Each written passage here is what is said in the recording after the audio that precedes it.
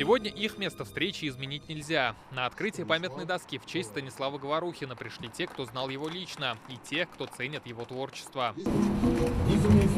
Появление памятной доски на здании Института геологии КФУ не случайно. Здесь Станислав Говорухин получил высшее образование в 50-е годы. В 50-е годы профессия геолога, она была совершенно романтичной, совершенно уникальной такой, и все туда рвались. И конкурсы были огромные. Вот, конечно, вот на фоне этой романтики Станислав Сергеевич, он пошел учиться на геофак, хорошо учился, то есть не двоечник был точно. Хотя режиссер и уроженец Пермского края, татарстанцы вполне могут назвать его своим земляком. Детство он провел в Тетюшах, затем жил и учился в столице республики.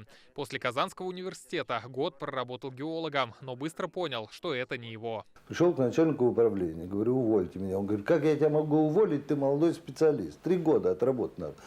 Я говорю, ну это не мое дело. Так, в 1959 году он приходит работать на Казанскую студию телевидения. Режиссер, оператор, ассистент. Как он сам однажды признался, этот опыт позволил ему навсегда определиться с профессией. 2 года на Казанской студии телевидения были 2 самых, наверное, счастливых года в моей жизни. И самых интересных в творческом плане.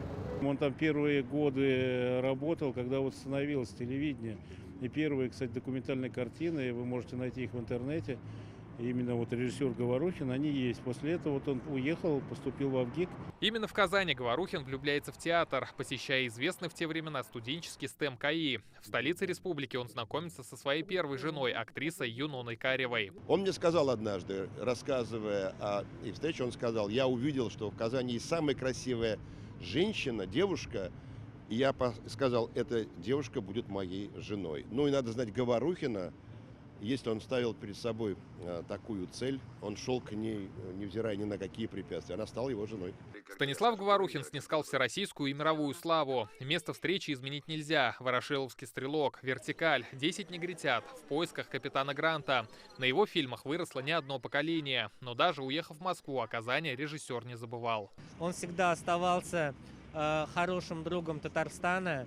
Он неоднократно был и председателем жюри фестиваля мусульманского кино. Вот мы проходили именно вот в этом месте, и он прям рассказывал, что он здесь учился, и потом мы прошли к зданию, главному зданию университета, и это были замечательные минуты общения. Человек, он с виду такой очень, вроде суровый, но он очень простой человек, и очень всегда, из Казани, он сразу все бросал. Давайте, ребята из Казани, какое-то у него теплое отношение к Казани осталось. Это очень важно, мне кажется. Станислава Говорухина не стало в 2018 году. Ему было 82.